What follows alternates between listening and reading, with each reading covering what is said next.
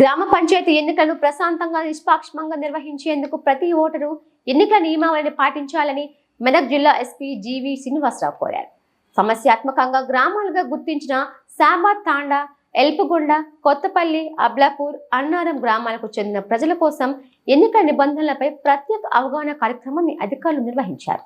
ఈ సందర్భంగా ఎస్పీ మాట్లాడుతూ, ఎన్నికలు వస్తూ పోతూ ఉంటాయి, కానీ గ్రామాల్లో ప్రతిరోజు ఒకరినొకరు చూసుకుంటూ జీవించాల్సి ఉంటుంది. కాబట్టి ప్రజలు ఐక్యతను పాటించాలని తెలిపారు.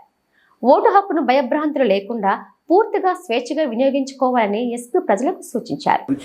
పైసలు